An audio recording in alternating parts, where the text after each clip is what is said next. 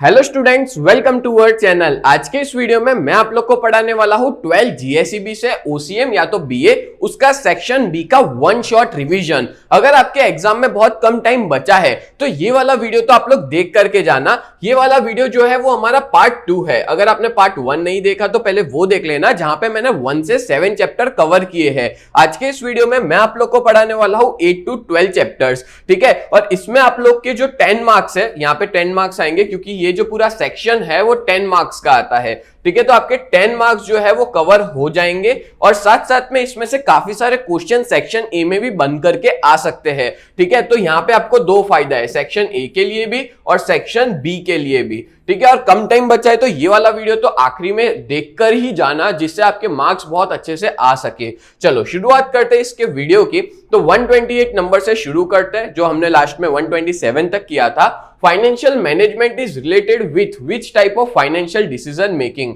तो भाई financial management के अंदर 3 तरह के डिसीजन आते हैं। एक आता है डिसीजन रिलेटेड विथ इन्वेस्टमेंट, फिर दूसरा आता है डिसीजन रिलेटेड विथ फाइनेंसिंग और तीसरा आता है डिसीजन रिलेटेड विथ डिविडेंड, ठीक है। चलो next 129, what are the components of fix capital. Fix capital के कौन से कंपोनेंट्स है? तो भाई फिक्स कैपिटल में आता है land, building, plant and machinery, vehicles, furniture, ये सारी की सारी चीजें फिक्स कैपिटल का पार्ट है। देन बात करें 130, why depreciation is not charge on the asset in which working capital is invested. भाई जहां पे भी वर्किंग कैपिटल होता है ना, वहां पे डेप्रिसिएशन नहीं लगता। और working capital basically current assets ही होती है एक तरह से, ठीक है। मतलब कि मैं बताऊं, हम लोग जो डे टू डे बिजनेस के अंदर जो भी पैसा डालते हैं उसी को ही वर्किंग कैपिटल कहते हैं। और यहाँ पे यही लिखा है कि ये जो एसेट्स है वर्किंग कैपिटल, जो जहां पे भी वर्किंग कैपिटल होता है, इन्वेस्टेड होता है जो भी एसेट्स में, वो कंटिन्यूअसली बदलती रहती है। अब कोई भी चीज कंटिन्यूअसली बदलती रहेगी तो उस पे तो डेप्रिसिएशन लगाना मुश्किल है,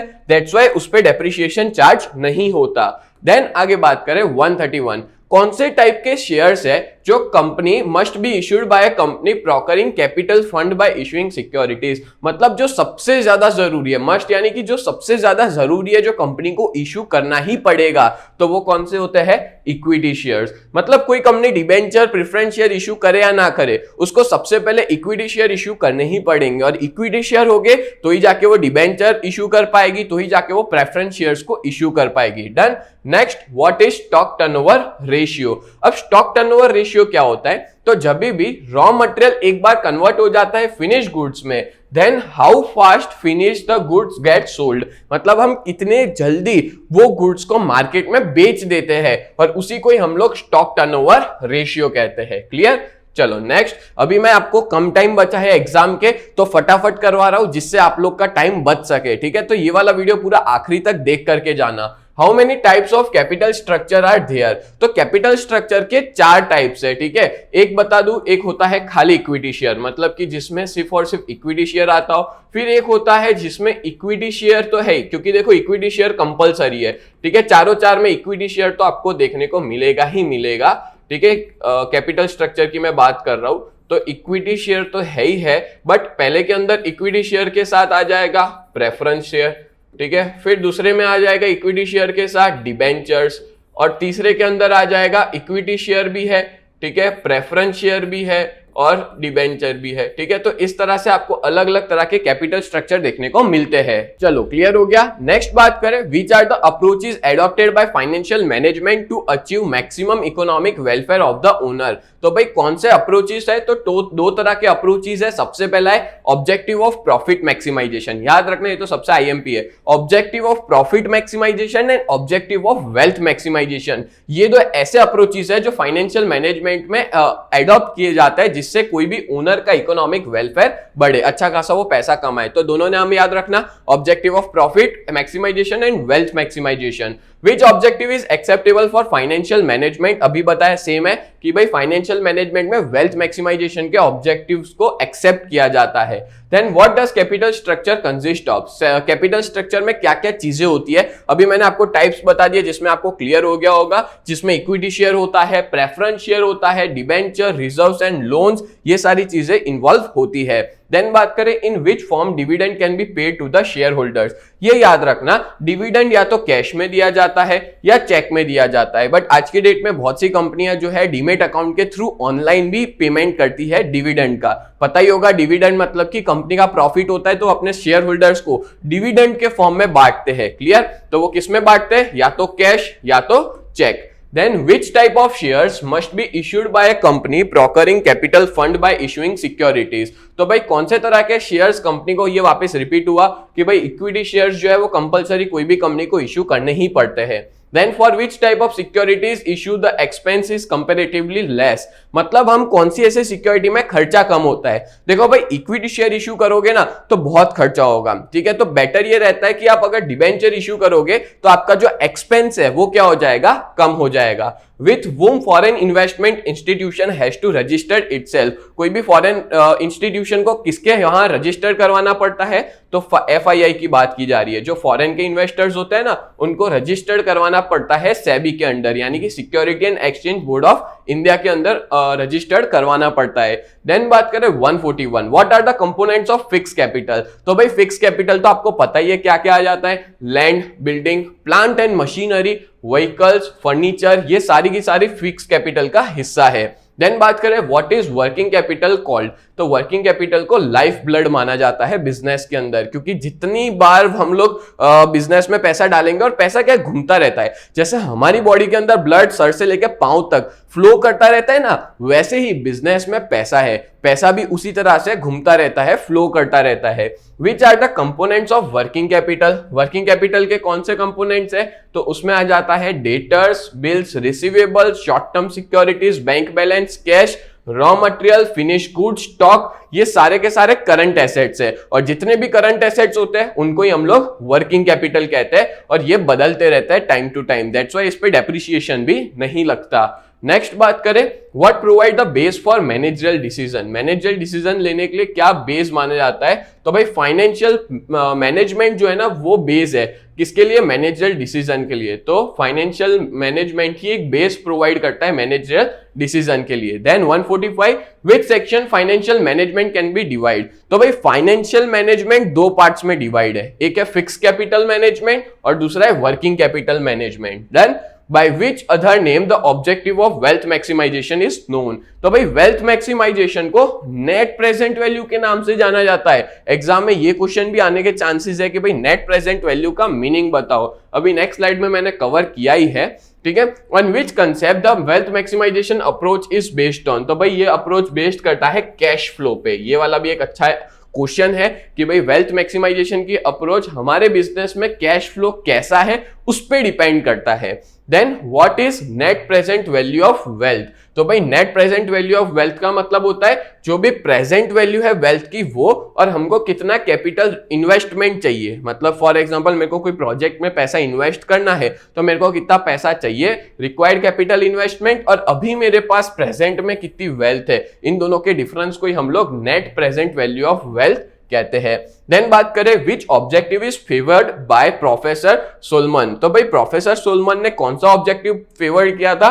तो उन्होंने फेवर्ड किया था ऑब्जेक्टिव ऑफ वेल्थ मैक्सिमाइजेशन। ठीक है, यहाँ पे आप लोग बार बार वेल्थ मैक्सिमाइजेशन देख रहे होंगे, बट ये सबसे इंपॉर्टेंट है, ठीक है। What is included in current asset? Current assets में क्या आ जाता है? जो वर्किंग कैपिटल में था ना वही सारी चीजें करंट एसेट्स में आएगी। Cash, data, stock, saleable securities, bills receivable, bank balance, ये सारी चीजें करंट एसेट्स में आती है। On which share capital dividend is paid? भाई याद रखना, शेयर कैपिटल का जो डिविडेंड होता है ना वो पे किया जाता है capital of paid up capital में से। किस में से पे किया जाता है? पेड अप कैपिटल में से। ये आप लोग को आ सकता है, याद रखना, डिविडेंड पेड अप कैपिटल में से पे किया जाता है।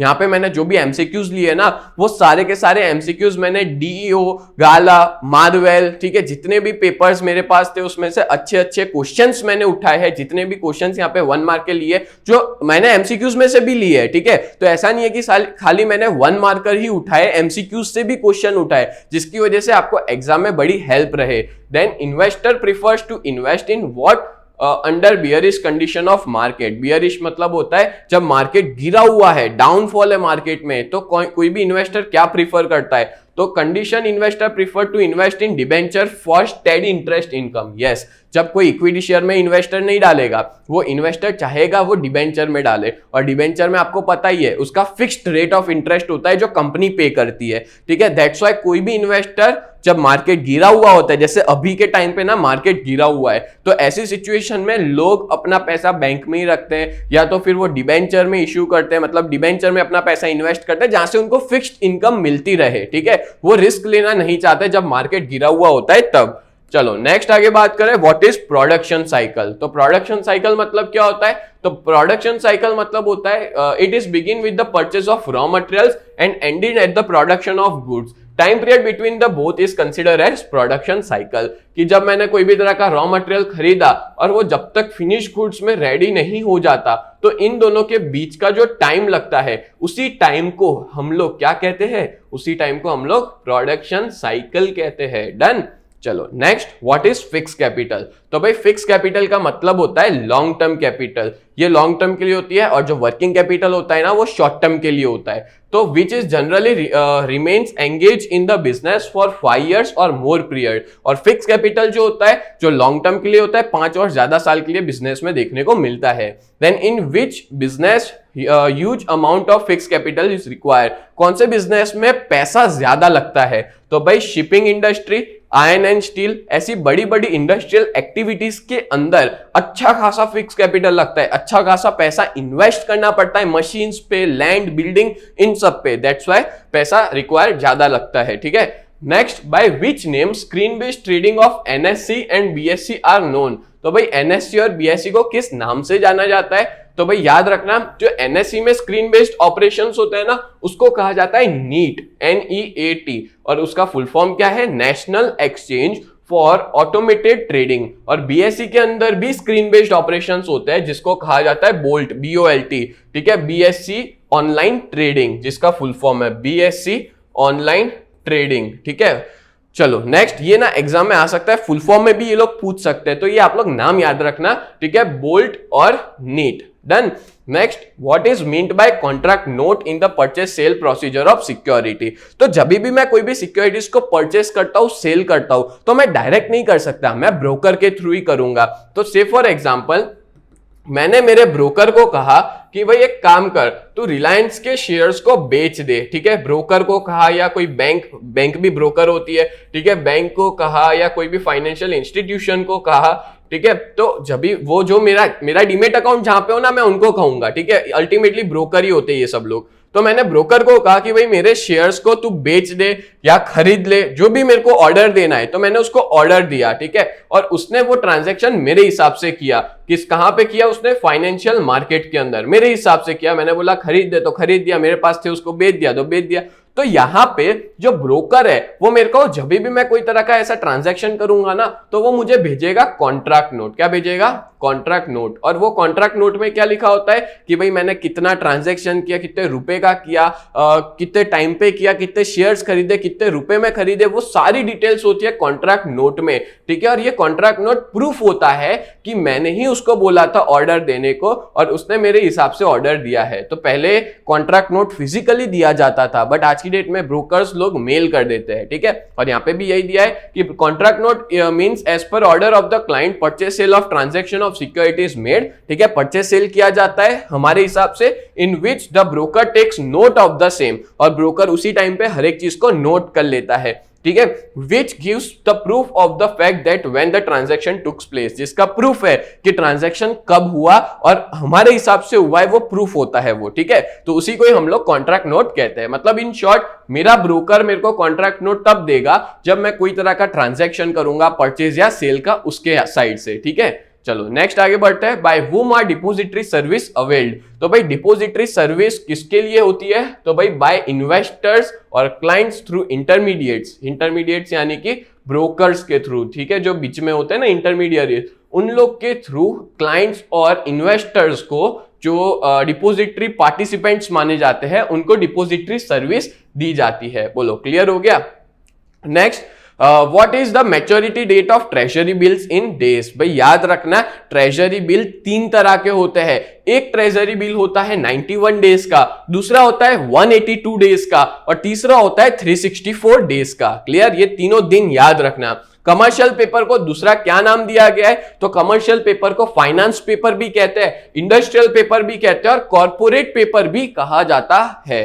Then what is the time period for the maturity of instruments of money market? भाई क्या टाइम पीरियड है इंस्ट्रूमेंट्स के मनी मार्केट में? तो याद रखना 1 ईयर या तो 1 ईयर से कम, बट 1 साल से ज्यादा कभी भी मैच्योरिटी पीरियड नहीं होता मनी मार्केट के अंदर। देन बात करें 162, at what price are treasury bill issued? भाई ट्रेजरी बिल को इश्यू किया जाता है एट डिस्काउंट पे और रिडीम किया जाता है एट पार पे। यानी कि जैसे मान लो मैं कोई भी ट्रेजरी बिल खरीदूंगा तो मेरे को डिस्काउंट देना है, मतलब 25,000 का ट्रेजरी बिल है ना, तो मैं कितना दूंगा? 23,500। और जब इसका टाइम पीरियड खत्म हो जाएगा, ठीक है, जो भी 6 महीना 7 महीना, तो वो मेरे को कितना वापस लौटाएंगे? 25,000। तो उसकी रियल प्राइस पे यानी कि एट पार पे मेरे को वापस मिलता है और डिस्काउंट पे मैं क्या करता हूं? खरीदता हूं। बोलो क्लियर हो गया?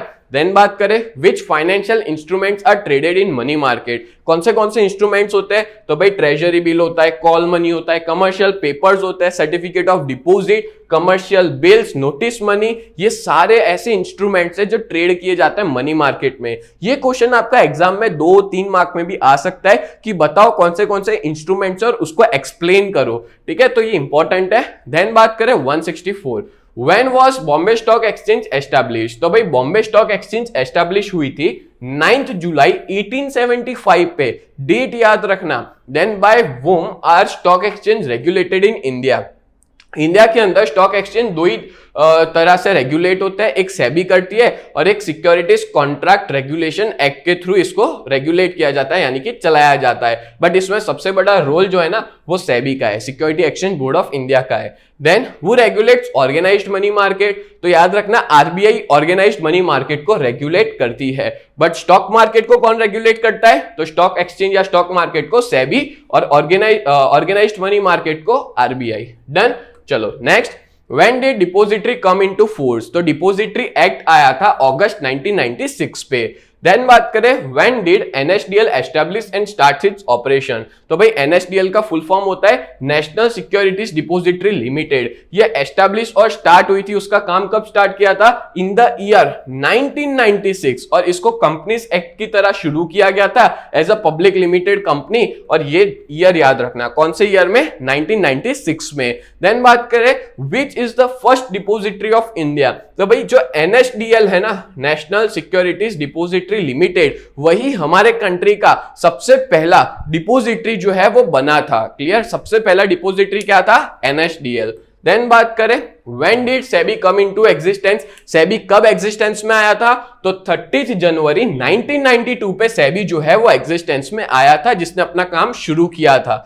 What is treasury bill? तो भाई अभी हमने उसके 3 तरह के ट्रेजरी बिल देखे, तो वो डेज याद रखना। ठीक है, यहाँ पे हम लोग देख लेते हैं वो होता क्या है। तो ट्रेजरी बिल जो है वो शॉर्ट टर्म डेट है, शॉर्ट टर्म डेट सिक्योरिटी है जो गवर्नमेंट ऑफ इंडिया इशू कर रही है। ठीक है, गवर्नमेंट को पैसा चाहिए होता है तो गवर्नमेंट जो है, यहाँ पे आपको समझा देता हूं, गवर्नमेंट जो है वो क्या करती है? मार्केट के अंदर ट्रेजरी बिल्स इशू करती है, जिसको टी बिल्स कहा जाता है। ठीक है, और उसको खरीदता कौन है? हम जैसे लोग खरीदते हैं। ठीक है, जो अपने पैसे को सेफ रखना चाहते हैं, क्योंकि गवर्नमेंट के पास ही है, तो हम लोग क्या करते हैं? गवर्नमेंट को पैसा देते हैं, फंड्स देते हैं, और गवर्नमेंट हमको क्या देती है? टी बिल्स देती है। बोलो क्लियर हो गया? इसी को ही हम लोग ट्रेजरी बिल्स कहते हैं। और अभी मैंने आपको उसके ना अलग अलग दिन भी बताए। ठीक है, कहाँ गए अलग अलग दिन? तो 91 डेज, 182 डेज और 364 डेज के होते हैं। 3 तरह के ट्रेजरी बिल्स देखने को मिलते हैं। डन। चलो next, what is objective? Which is objective of CDSL? CDSL का ऑब्जेक्टिव क्या है? तो शॉर्ट में provide easy and safe service to investor, कि इजी और सेफ सर्विस प्रोवाइड करे इन्वेस्टर को, वही ऑब्जेक्टिव होता है सीडीएसएल का। What is the minimum value of certificate of deposit? Certificate of deposit की मिनिमम वैल्यू होती है 1 लाख रुपीज। कितना होता है? 1 लाख रुपीज। देन बात करें who are included in financial market? तो फाइनेंशियल मार्केट 2 टाइप्स के है। ठीक है, टाइप्स याद रखना, मैं आपको यहाँ पे बता भी देता हूं, अगर एग्जाम में आता है तो आप लोग अच्छे से लिख सको। ठीक है, फटाफट बता रहा हूं। फाइनेंशियल मार्केट के 2 टाइप्स है। एक आपका आ जाता है कैपिटल मार्केट, ठीक है। दूसरा आ जाता है आपका मनी मार्केट, ठीक है। याद रखना एंड मूवमेंट के लिए है ये सारी चीजें। कैपिटल मार्केट में दो चीजें आ जाती है, एक आपका आ जाता है प्राइमरी कैपिटल मार्केट कहो या प्राइमरी मार्केट कहो, फिर दूसरा आ जाता है सेकेंडरी मार्केट, ठीक है। और सेकेंडरी मार्केट जो होता है ना वही स्टॉक एक्सचेंज होता है।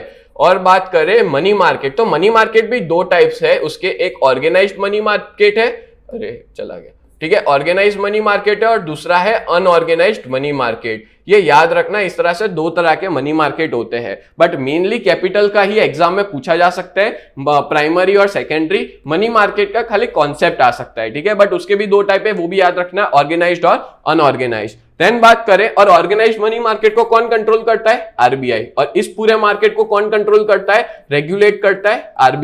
यहाँ पे आरबीआई, और यहां पे आएगा SEBI, security exchange board of India. Done.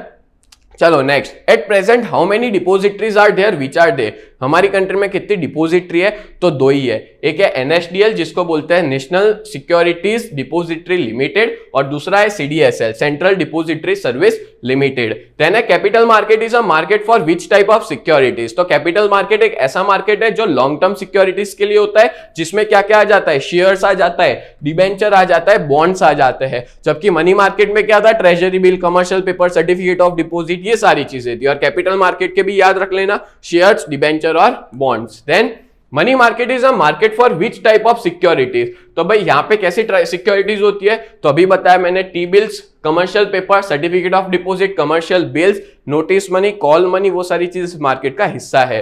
How many parts of capital market divided into which are they? दो पार्ट्स में डिवाइड होता है, पहला कौन सा है? प्राइमरी मार्केट, और दूसरा कौन सा है? Secondary market. बोलो क्लियर हो रहा है ना? मैं हर एक चीज को अच्छे से भी समझा रहा हूं और फटाफट भी रिवीजन करवा रहा हूं, जिससे आप लोग का टाइम बच सके और ये वीडियो कम से कम टाइम में ज्यादा से ज्यादा कंटेंट प्रोवाइड कर सके। Give definition of money market. Money market मतलब क्या होता है? कोई भी ऐसा मार्केट जो डील करता है शॉर्ट टर्म फाइनेंशियल एसेट्स में, ठीक है, और जहां पे हाई लिक्विडिटी हो। लिक्विडिटी मतलब क्या होता है? कि मैं जब चाहूं तब उसमें से पैसा निकाल सकता हूं, ठीक है, बहुत कम टाइम में आसानी से कैश निकाला जा सकता है, और उसी मार्केट को हम लोग मनी मार्केट कहते हैं। क्लियर? और यहाँ पे शॉर्ट टर्म फाइनेंशियल एसेट्स होते हैं जिसका टाइम पीरियड 1 साल से कम होता है। देन बात करें 180, by which other name treasury bill known? Treasury bill को टी बिल्स के नाम से भी जाना जाता है, ये दूसरा नाम याद रखना। When did RBI issued first commercial paper? तो पहली बार RBI ने जनवरी 1990 पे पहला कमर्शियल पेपर इश्यू किया था। By which other name commercial paper is known? Commercial paper के और क्या नाम है? फाइनेंस पेपर, इंडस्ट्रियल पेपर और कॉर्पोरेट पेपर, ये उसके नाम है। नेक्स्ट बात करें, which are the types of commercial bills? Commercial bills के टाइप्स बताओ। तो एक तो आपका आ जाता है एक्सचेंज बिल, फिर आ जाता है हुंडी, फिर इनलैंड बिल, फिर डिमांड बिल और फॉरेन बिल, ये अलग अलग टाइप्स इसके नाम है कमर्शियल बिल्स के, ठीक है। देन बात करें generally for how much period commercial bills are drawn? तो भाई कमर्शियल बिल से जितने भी नाम देखे ना, उसका टाइम पीरियड कितना होता है? तो याद रखना 30 दिन, 60 दिन, 90 दिन होता है इसका time period. What is notice money? भाई नोटिस मनी भी बहुत आसान है, जब भी पैसा बोरो किया जाए 2 दिन से 14 दिन के लिए तो उसको हम लोग कहते हैं नोटिस मनी, और अगर जब 1 दिन के लिए किया जाए ना तो उसको कॉल मनी कहा जाता है। याद रखना, जब जैसे एक एग्जांपल देता हूं, मान लो एक बैंक दूसरी बैंक से 1 दिन के लिए पैसा लेती है, ठीक है, तो उसको कॉल मनी कहा जाएगा। बट जब कोई बैंक दूसरी बैंक से 2 से 14 दिन के लिए पैसा बोरो करे ना तो उसको कहा जाता है notice money. Done. Then what is capital market? तो कैपिटल मार्केट एक ऐसा ऑर्गेनाइज्ड मार्केट है जो फंड्स प्रोवाइड करता है, किस फॉर्म में? वो in the form of capital to industrial enterprise. मतलब कि जैसे मान लो मेरा सेविंग है, ठीक है, और मैं अपने सेविंग्स को इन्वेस्ट कर रहा हूं कहां पे? इंडस्ट्रीज के अंदर। किसके थ्रू? वो मैं इन्वेस्ट करूंगा कैपिटल मार्केट के थ्रू, मतलब मैं डालूंगा तो कैपिटल मार्केट में ही, बट जाएगा कहां पे? वो जाएगा इंडस्ट्रीज के अंदर। और इंडस्ट्रीज जो है वो कैपिटल मार्केट के थ्रू मेरे को क्या बेचेगी? मतलब भेजेगी शेयर्स, डिबेंचर्स, जो भी है, मतलब कैपिटल मार्केट के थ्रू जो भी प्रेफरेंस शेयर है या तो फिर इक्विटी शेयर है वो मेरे को देगी। तो इसी तरह के मार्केट को जहां पे लोग अपने सेविंग्स या तो सोसाइटी अपने सेविंग्स को इन्वेस्ट कर सके इंडस्ट्रीज के अंदर, इसी तरह के ऑर्गेनाइज्ड मार्केट को हम लोग कैपिटल मार्केट कहते हैं। बोलो क्लियर हो गया? नेक्स्ट बात करें तो 187, ठीक है। तो 187 में क्या है, primary market means a market for selling new securities in order to raise capital fund. अच्छा, शॉर्ट में मैं एक कंसेप्ट आपको छोटा सा बता देता हूं, ठीक है। कैपिटल मार्केट दो होता है, एक तो ये रहा प्राइमरी मार्केट और दूसरा होता है सेकेंडरी मार्केट, ठीक है। अब प्राइमरी मार्केट क्या होता है कि जब पहली बार कोई कंपनी आती है ना मार्केट के अंदर, जैसे कुछ टाइम पहले एक दो साल पहले जोमेटो करके आई थी, ठीक है। तो जोमेटो कंपनी ने पहली बार अपने शेयर्स को इश्यू किया था प्राइमरी मार्केट में, ठीक है। और प्राइमरी मार्केट के अंदर उसने अपने शेयर्स को इश्यू किया था। एंड देन बात करें तो प्राइमरी मार्केट से कुछ टाइम के बाद फर्स्ट टाइम इश्यू करते हैं ना, जिसको आईपीओ कहा जाता है, तो प्राइमरी मार्केट में होता है। फिर कुछ टाइम बाद जब वो सिक्योरिटी सेकेंड हैंड हो जाती है ना, तो उसको फिर सेकेंडरी मार्केट में भी ले जाया जाता है। मतलब प्राइमरी मार्केट में सिर्फ आईपीओ ही होता है, फिर सारी ट्रेडिंग जो होती है ना, ट्रेडिंग वो कहां होती है, सेकेंडरी मार्केट में होती है। लोग खरीदते बेचते रहते हैं ना, वो इस मार्केट में करते रहते हैं। इसलिए इस मार्केट को न्यू इश्यू मार्केट भी कहा जाता है और इसको सेकेंड हैंड मार्केट भी कहा जाता है। बोलो, क्लियर हुआ?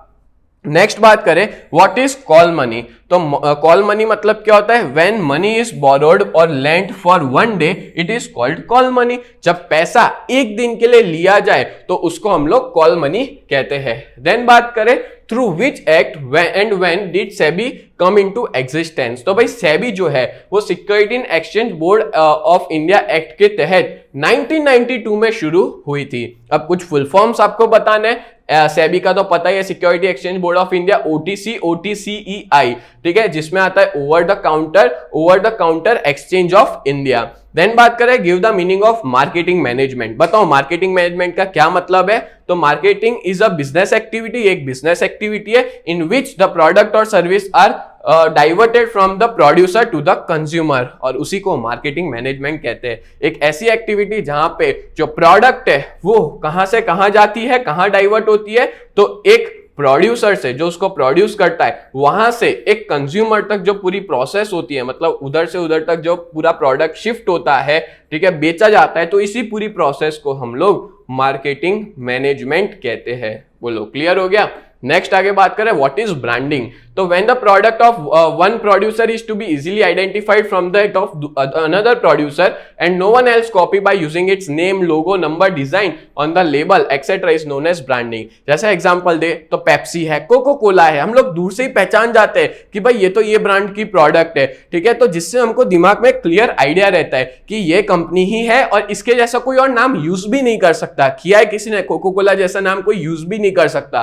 दैट्स व्हाई इसी को हम लोग ब्रांडिंग कहते हैं। ना ही उसका लोगो, नंबर, डिजाइन, जैसे आपको पता है 7 अप करके है, ठीक है, वो नंबर है, तो वो नंबर का नाम भी कोई और यूज कर सकता नहीं है, उसकी डिजाइन भी कोई यूज नहीं कर सकता, ठीक है, उसको ब्रांडिंग कहा जाता है। और कोई भी कस्टमर होता है वो दूर से ही उस प्रोडक्ट को पहचान जाता है। डन। देन बात करें, what is publicity.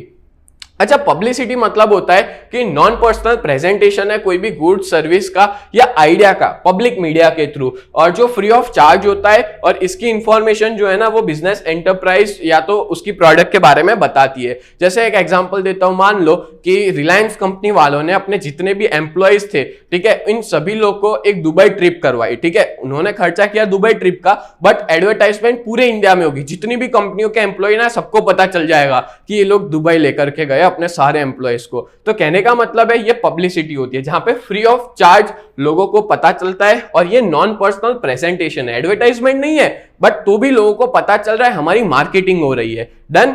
Which details are shown in labelling. तो भाई लेबलिंग के अंदर क्या क्या शो होता है, तो वेट हो गया, साइज हो गया, price, date of manufacturing, ingredients क्या है, एक्सपायरी डेट क्या है, प्रोडक्ट को यूज कैसे करना है, ऐसे सारे मैटर्स इसमें देखे जाते हैं। देन बात करें, what is zero level distribution system. तो आपको पता है अलग अलग लेवल ऑफ डिस्ट्रीब्यूशन सिस्टम है। जीरो लेवल डिस्ट्रीब्यूशन सिस्टम मतलब होता है कि जब इसमें बीच में कोई लेयर नहीं होता, और जब कोई एक प्रोड्यूसर सीधा कंज्यूमर को या कस्टमर को बेचता है ना, तो उसको हम लोग जीरो लेवल डिस्ट्रीब्यूशन सिस्टम कहते हैं। बीच में कोई मीडिएटर नहीं है, यानी कि बीच में कोई तरह का होलसेलर नहीं है या कोई तरह का रिटेलर नहीं है। दैट्स व्हाई इसको ही हम लोग जीरो लेवल डिस्ट्रीब्यूशन कहते हैं। What is emphasised in production concept. आपको पता होगा अलग अलग कंसेप्ट है, प्रोडक्ट कंसेप्ट है, प्रोडक्शन कंसेप्ट है। तो प्रोडक्शन कंसेप्ट जो है वो फोकस करता है प्रोडक्ट की अवेबिलिटी पे और उसकी प्राइस पे। बस खाली यहाँ पे कंज्यूमर का सस्ता चीज दो, सस्ती चीज चिपकाओ, ठीक है, उसको ही प्रोडक्शन कंसेप्ट कहा जाता है। फिर मार्केटिंग कंसेप्ट क्या है, तो मार्केटिंग कंसेप्ट फोकस करता है कंपटीटर्स के कंपेयर पे हम अच्छी चीज प्रोवाइड कर सके और कस्टमर को सेटिस्फेक्शन दे सके। ठीक है, इसमें मेन चीज देखी जाती है कस्टमर की सेटिस्फेक्शन, कि क्या वो अच्छे से खरीद रहा है, उसको अच्छे से प्रोडक्ट यूज करना आ रहा है, कोई दिक्कत तो नहीं है। ये सारी चीज मार्केटिंग में देखी जाती है। और प्रोडक्शन में क्या देखा जाता है, सिर्फ और सिर्फ सस्ती चीजें, कि भाई कुछ भी करो सस्ता दो। ठीक है, क्वालिटी मेंटेन हो या ना हो कोई दिक्कत नहीं है। ठीक है, सस्ता दो बस। देन बात करें what are the limitations of direct sale, तो भाई क्या लिमिटेशन है डायरेक्ट सेल्स के, तो कोई भी तरह के डायरेक्ट सेल्स के लिमिटेशन क्या होता है कि producer can not reach more customer. सीधी सी बात है, जब कोई एक प्रोड्यूसर, जैसे अपने ने पढ़ा, जब कोई एक प्रोड्यूसर कस्टमर को बेच रहा है तो वो ज्यादा कस्टमर तक नहीं पहुंच पाएगा, क्योंकि उसकी एक लिमिट आ जाएगी कि वो कुछ ही कस्टमर्स तक बेच पाएगा, ज्यादा कस्टमर तक पहुंच नहीं पाएगा, और उसकी जो डिस्ट्रीब्यूशन सिस्टम है वो सूटेबल नहीं होगी हर तरह की प्रोडक्ट्स के लिए। Then what is 3 level distribution, ये तो बहुत ज्यादा इजी है। जब कोई भी तरह का प्रोड्यूसर जो होता है वो अपने गुड्स को बेचता है होलसेलर को, ठीक है, होलसेलर अपने गुड्स को बेचता है रिटेलर को, और रिटेलर जो होता है वो अपने गुड्स को बेचता है कस्टमर को। उससे बीच में एक और आ जाता है एजेंट, और एजेंट जो है वो बेचता है होलसेलर को, होलसेलर रिटेलर को, और रिटेलर आखिरी में बेचता है कंज्यूमर को। एक मिनट, वो किसको बेचता है, कंज्यूमर को। तो यहाँ पे देखो कितने लोग आ गए, 1 2 3 लोग आ गए। इस वजह से इसको हम लोग 3 लेवल डिस्ट्रीब्यूशन सिस्टम भी कहते हैं। डन, चलो next, what is the main objective of public relation, तो पब्लिक रिलेशन का मेन ऑब्जेक्टिव है to maintain and develop suitable relation with all co partners of the business and related classes, कि भाई हर एक के साथ हम अच्छा रिलेशन मेंटेन करें, उसको ही हम लोग पब्लिक रिलेशन कहते हैं। फिर चाहे वो हमारे बिजनेस से जुड़े हो या ना जुड़े हो, सबसे रिलेशन अच्छा मेंटेन करना। Give the meaning of market research, market research क्या होता है, तो ये एक ऐसी प्रोसेस है जहां पे हम लोग इंफॉर्मेशन कलेक्ट करते हैं about the customers further taste and preference, कि भाई कोई भी कस्टमर का क्या टेस्ट प्रेफरेंस है, उसको कैसी प्रोडक्ट चाहिए, वो कैसी प्रोडक्ट को खरीदना चाहता है, वो सारी चीज मार्केट रिसर्च में आती है। और उस बेसिस पे हम लोग फ्यूचर एस्टिमेशन करते हैं कि भाई किस तरह से वो प्रोडक्ट खरीदेगा, उसकी रिक्वायरमेंट क्या है, और उसी तरह से हम लोग भी हमारी प्रोडक्ट को डिजाइन करेंगे। Clear. Next, what is personal selling, मतलब एक सेल्समैन आता है जो हमको प्रेजेंट करता है अपनी प्रोडक्ट को, और वो हम एक पोटेंशियल कस्टमर को पहचानता है और उसको हर एक चीज समझाता है पर्सनली। ठीक है, 1 to 1 आकर के चीजों को बेच रहा है, और and inform about the necessary matter, और वो हर एक चीज, छोटी से छोटी चीज को वो समझाता है। जनरली ना पर्सनल सेलिंग में इजीली कस्टमर चीजों को खरीद लेता है। ठीक है, क्योंकि 1 to 1 डिस्कशन होता है, उसको कोई डाउट होता है वो तुरंत सॉल्व कर देता है, कोई क्वेरी नहीं रहने देता उसके मन में। दैट्स व्हाई पर्सनल सेलिंग जो है वो ज्यादातर देखने को अपने को मिलती है। ठीक है, उस जगह पे जहां पे 1 to 1 सेलिंग करना हो तब। Done. Next, what is sales promotion, तो भाई सेल्स प्रमोशन एक शॉर्ट टर्म इंसेंटिव है जो एनकरेज करता है कस्टमर्स को कि वो अपनी प्रोडक्ट्स को खरीदे। ठीक है, हम जैसे मैं एक बात करूं तो सेल्स प्रमोशन मतलब कि मैं डिस्काउंट ऑफर निकालता हूं, 2 के साथ 1 फ्री, या तो 2 के साथ 3 प्रोडक्ट फ्री, तो वो सब क्या हुआ, एक सेल्स प्रमोशन हुआ, एक शॉर्ट टर्म इंसेंटिव होता है जो क्विक इफेक्ट देखने को मिलती है कस्टमर पे। अब देखो मैं 1 के साथ 1 फ्री डाल दूंगा तो लोग की भीड़ लग जाएगी। ठीक है, तो कुछ टाइम में ही मैं ज्यादा सेल्स कर सकता हूं, किसका यूज करके, सेल्स प्रमोशन का यूज करके। चलो बताओ 4 P's ऑफ मार्केटिंग मिक्स क्या है, तो भाई प्रोडक्ट है, प्राइस है, प्लेस है और प्रमोशन है, उसको 4 P's ऑफ मार्केटिंग भी कहा जाता है। What is the base of marketing process, marketing process का बेस क्या माना जाता है, प्रोडक्ट को माना जाता है। ठीक है, product is the base of marketing process. Then number 205, which matters are included in promotion mix, तो प्रमोशन मिक्स में कौन सी 4 चीजें आती है, advertisement, personal selling, sales promotion और पब्लिसिटी। ये टोटल 4 अलग अलग चीजें देखने को मिलती है। देन बात करें what is meaning of customer, मतलब बताओ कस्टमर क्या होता है, तो कस्टमर एक ऐसा पर्सन होता है जो गुड्स और सर्विस को रिसीव करता है और उसके अगेंस्ट में हमको एक्सचेंज यानी कि पैसा वगैरह देता है। Then 207, how many members are appointed along with the president at state level, ये आपका कंज्यूमर प्रोटेक्शन वाले चैप्टर्स है। तो भाई to provide effective and efficient product as compare to the competitors, यहाँ पे ये आंसर गलत दिया हुआ है। यहाँ पे क्या होता है कि इसका आंसर आएगा, यहाँ पे गलत लिखा है आंसर, एटलीस्ट 3 मेंबर्स होंगे, ठीक है, और एक प्रेसिडेंट होगा एंड अ प्रेसिडेंट। ठीक है, तो इस तरह से 4 मेंबर देखने को मिलेंगे। डन, याद रखना है एटलीस्ट 3 मेंबर और एक president. Done. Then under which head can consumer exploitation divided, तो 3 हेड के अंदर इसको डिवाइड किया जाता है। Number 1 physical and mental exploitation, number 2 economic exploitation and number 3 damage और loss to public interest. Then बात करें state 1 relief available to the consumer, तो कंज्यूमर को अगर कोई प्रोडक्ट में डिफेक्ट निकलता है तो already exist in the product और सर्विस, मतलब उसको हटाया जाता है या तो बहुत सी बार उसको नया ही प्रोडक्ट दिया जाता है या उसको जो भी नुकसान हुआ है उसका कंपेंसेट किया जाता है, अलग अलग रिलीफ दी जाती है कोई भी कंज्यूमर को। In which court can PIL be file, याद रखना ये MCQs में भी आ सकता है। PIL को 2 ही जगह पे फाइल किया जा सकता है, एक होता है कोई भी स्टेट की हाई कोर्ट, जैसे गुजरात है तो उस गुजरात की हाई कोर्ट में, या तो फिर उसको सुप्रीम कोर्ट में फाइल कर सकता है PIL को, पब्लिक इंटरेस्ट लिटिगेशन को। What proof should be compulsorily be produced by the consumers to prove his purchase, कोई भी कंज्यूमर का परचेज हुआ है कि नहीं उसको प्रूफ किस बेसिस पे कर सकते हैं, तो हम लोग किस बेसिस पे, बिल। तो जब भी आप कोई प्रोडक्ट खरीदो बिल जरूर मांगो, तो बिल के बेसिस पे हम लोग प्रूफ दे सकते हैं कि हमने ये प्रोडक्ट आपके यहां से यही टाइम पे खरीदी, इतनी क्वांटिटी में खरीदी थी, ठीक है, दैट्स व्हाई प्रूफ है ये bill.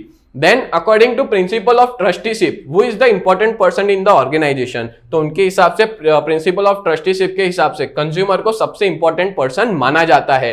Give the names of groups related to business environment, तो इसमें कौन से ग्रुप्स होते हैं, consumer, employees, competitor, supplier of goods, ये सारे इंपॉर्टेंट है। अब फुल फॉर्म्स की बात करें तो फुल फॉर्म याद रखना, CERC का फुल फॉर्म क्या है, consumer education and research centre, फिर CPC consumer protection council, voice voluntary organisation in interest of consumer education, फिर consumer guidance society of India, consumer unity and trust society, consumer coordination council, nation consumer helpline, ये सारे जो है वो full form है जो आपको याद रखने होंगे। अगर याद है तो बढ़िया है, और ये सारी चीज ना रिवीजन करवा रहा हूं, एंड टाइम पे आपको हर एक चीज अच्छे से समझ में आ जाएगी और एंड टाइम पे आपको हर एक चीज रिवाइज भी हो जाएगी, ठीक है, जो आपने अभी तक जितना भी पढ़ा है ना हर एक चीज का अच्छे से रिवीजन हो जाएगा। Who is the king of the market in a free market system, तो कंज्यूमर को किंग माना जाता है मार्केट का।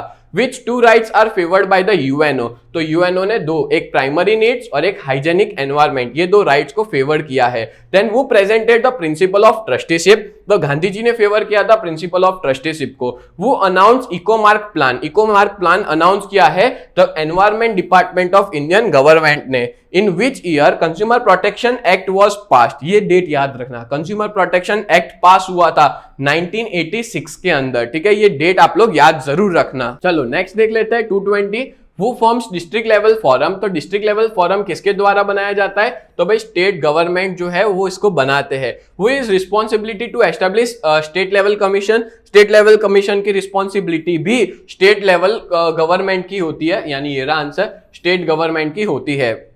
देन वो responsibility to set up national level commission, national level commission की रिस्पॉन्सिबिलिटी जो होती है वो सेंट्रल गवर्नमेंट की होती है। देन बात करें in national level commission minimum how many members are appointed, इसमें मिनिमम ना 5 मेंबर्स अपॉइंट किए जाते हैं विद देयर प्रेसिडेंट, मतलब 4 मेंबर्स, एटलीस्ट 4 मेंबर और एक प्रेसिडेंट, ठीक है। एंड नेशनल लेवल कमीशन में क्लेम कितने पैसों तक सुनाया जाता है, मतलब हम कितने पैसों का नुकसान हुआ है या कोई गलत चीज हुई है हमारे साथ तो अप्लाई कर सकते हैं नेशनल लेवल कमीशन में। तो 1 करोड़ से ज्यादा वैल्यू वाले ही जो गुड्स या सर्विस होते हैं वो यहाँ पे हम लोग क्लेम कर सकते हैं। देन स्टेट लेवल कमीशन पे कितना क्लेम हम लोग, कितनी अमाउंट का क्लेम जो है वो कर सकते हैं, और जिसकी बेस पे जजमेंट होगा तो more than 20 lakh and less than 1 crore. और आखिरी है डिस्ट्रिक्ट लेवल कमीशन में हम लोग कब अप्लाई कर सकते हैं, जब कोई भी गुड्स और सर्विस की वैल्यू 20 लाख से कम हो तो हम डिस्ट्रिक्ट लेवल कमीशन में जाकर के अप्लाई कर सकते हैं और हमारा जो भी नुकसान हुआ है वो हम लोग कवर कर सकते हैं, मतलब सामने वाले के खिलाफ केस कर सकते हैं। बट कैसे गुड्स, जिसकी अमाउंट 20 लाख से कम हो। Minimum how many person are appointed in national level commission, तो यहाँ पे 5 लोग होते हैं, ठीक है, 4 जो होते हैं वो मेंबर्स और जिसमें से एक वुमेन होना जरूरी है और उसमें से एटलीस्ट एक प्रेसिडेंट होता है, ठीक है, एक ही होता है इसमें। How many members exist in district level commission, तो इसमें एटलीस्ट 3 मेंबर होते हैं जिसमें से तीन मतलब कि 2 मेंबर्स और एक प्रेसिडेंट। देन बात करें what is essential to get benefit of e banking and m banking, तो उसके लिए आपके पास कंप्यूटर होना चाहिए और उस कंप्यूटर में इंटरनेट कनेक्शन होना चाहिए, या तो फिर स्मार्टफोन जिसमें इंटरनेट कनेक्शन हो। Which service sector has experience rapid growth due to globalisation, तो भाई बैंकिंग में एक रैपिड ग्रोथ हुआ है, इंश्योरेंस, ट्रांसपोर्टेशन, कम्युनिकेशन, इन सब में एक रैपिड ग्रोथ देखने को मिला है। पूरे वर्ल्ड के अंदर ग्लोबलाइजेशन की वजह से। Then name external factor of business environment, जिसका बिजनेस पे कोई कंट्रोल नहीं होता, तो वो होता है economic, social, cultural, technological, political और लीगल एनवायरमेंट जो है वो एक्सटर्नल फैक्टर माने जाते हैं। Then what is mixed economy, तो बहुत इजी है, कोई भी ऐसी इकोनॉमी जहां पे बिजनेसेस का भी इंडिपेंडेंस हो, मतलब कि गवर्नमेंट का भी डोमिनेंस हो, जहां बिजनेस और गवर्नमेंट दोनों मिल करके चलते हो, उस तरह के मार्केट को, उस तरह के ही इकोनॉमी को मिक्स्ड इकोनॉमी कहा जाता है। बोलो क्लियर हो गया? डन। एमआरटीपी का फुल फॉर्म बताओ, monopolies and trade restrictive trade practices, ठीक है। Then give the name of group related to business environment, ये रिपीट हुआ है, कंज्यूमर हो गया, एम्प्लॉय, कंपटीटर, सप्लायर्स, याद रखना ये इंपॉर्टेंट है। Which aspects are included in fiscal policy, तो फिस्कल पॉलिसी में टैक्स स्ट्रक्चर है और गवर्नमेंट एक्सपेंडिचर इन्वॉल्व होता है। Then which aspects are included in cultural factors, तो कल्चरल फैक्टर्स में आ जाता है tradition, practices, lifestyle, belief, habits, ये सारे ऐसे मैटर्स है जो कल्चरल फैक्टर में आ जाते हैं। Then which aspects are included in monetary policy, तो मॉनेटरी पॉलिसी में क्या आता है? Rate of interest, rate of inflation, credit creation, availability of credit, ये सारे मॉनेटरी पॉलिसी में आते हैं। अब बताओ बिजनेस एनवायरनमेंट क्या है, तो बिजनेस एनवायरनमेंट मतलब होता है कि अनलिमिटेड सराउंडिंग फैक्टर्स होते हैं जो बिजनेस को अफेक्ट करते हैं, और यही ग्रुप ऑफ फैक्टर्स को हम लोग बिजनेस एनवायरनमेंट कहते हैं। सोशल फैक्टर्स, पॉलिटिकल फैक्टर्स, ठीक है, अलग अलग फैक्टर्स होते हैं, अनलिमिटेड है, बहुत सारे होते हैं। Then which economy has adopted by India, तो इंडिया ने मिक्स्ड इकोनॉमी को एडॉप्ट किया हुआ है। बताओ डिसइन्वेस्टमेंट यानी क्या, तो जब कोई पब्लिक सेक्टर अपने शेयर्स को बेच देता है प्राइवेट सेक्टर को, तो उस टाइम पे ही जो प्रोसेस हो रही है डिसइन्वेस्ट करने की, उसी को ही हम लोग डिसइन्वेस्टमेंट या रिकैपिटलाइजेशन भी इसका दूसरा नाम है, एग्जाम में आ सकता है। रिकैपिटलाइजेशन क्या होता है? व्हाट इज ग्लोबलाइजेशन, ग्लोबलाइजेशन मतलब कोई भी कंपनी परमिट करती है अपने कंपटीटर्स को, सॉरी यहाँ पे कोई भी कंट्री आएगा, ठीक है, कंपनी नहीं आएगा, यहाँ पे कंट्री आएगा। कोई भी कंट्री जो है वो परमिट करती है कि हमारी कंट्री के अंदर फॉरेन कंपटीशन आ सकती है, फॉरेन कंपनीज आ सकती है, वो यहाँ पे आकर के बिजनेस कर सकती है, डोमेस्टिक कंपटीशन कर सकती है, मतलब डोमेस्टिक कंपनियों के साथ फॉरेन कंपनी आकर के कंपटीशन कर सकती है, उसी को ही हम लोग ग्लोबलाइजेशन कहते हैं कि यहाँ पे हमारे कंपनी भी होती है और फॉरेन कंपनी दोनों मिल करके बिजनेस करे, उसको ही ग्लोबलाइजेशन कहते हैं। देन बात करें फुल फॉर्म, WTO का फुल फॉर्म बताओ, तो भाई वर्ल्ड ट्रेड ऑर्गेनाइजेशन, फीमा मतलब foreign exchange management act, FERA मतलब foreign exchange regulation act, GATT मतलब जनरल एग्रीमेंट ऑन ट्रेड और टैरिफ। देन बात करें प्राइवेटाइजेशन क्या है, तो प्राइवेटाइजेशन एक ऐसी प्रोसेस है जहां पे ट्रांसफर की जाती है ownership of management from public unit to private units, उसको ही हम लोग क्या कहते हैं? प्राइवेटाइजेशन। कांग्रेचुलेशन स्टूडेंट्स, आखिरी क्वेश्चंस पे आ चुके हैं हम लोग, और ये पूरा आपका वन शॉट रिवीजन यहाँ पे अब फिनिश ही होने वाला है। In which year the industrial development and regulation act come into force, तो याद रखना 1951, ठीक है। और एक और क्वेश्चन आ सकता है LPG, जिसको इकोनॉमिक रिफॉर्म्स कहते हैं, वो कब आया था? तो 1991 के अंदर, ठीक है। तो इस तरह से मैंने मोस्ट IMP और मोस्ट इंपॉर्टेंट क्वेश्चंस करवा दिए। अब देखते हैं आपका बोर्ड का पेपर कैसा आता है। उम्मीद करता हूं कि इसी में से मैक्सिमम क्वेश्चंस ये लोग पूछे, क्योंकि काफी एनालिसिस करके हमने ये क्वेश्चन सिलेक्ट किए थे। और अगर आपकी एग्जाम का अभी बहुत कम टाइम बचा है, तो सच बात बताता हूं कि बढ़िया से ये पूरा वीडियो देख के जाना, और इसमें से ही आएगा तो फुल कॉन्फिडेंस के साथ जाना, कोई डरने की जरूरत नहीं है, पेपर इजी ही होगा, और पेपर को एकदम जोरदार तोड़ फोड़ देना, ठीक है, और जबरदस्त लिख करके आना। और मैंने जो BA के IMP दिए थे ना, वो तो उम्मीद करता हूं आपने अच्छे से कर ही लिए होंगे। तो उन सभी बच्चों को बेस्ट ऑफ लक जिनकी एग्जाम आज से ही शुरू हो रही है, तो best of luck to all the students, और बढ़िया से पेपर लिख करके आना। तो मिलते हैं नेक्स्ट वीडियो में, तब तक ले bye and thank you so much.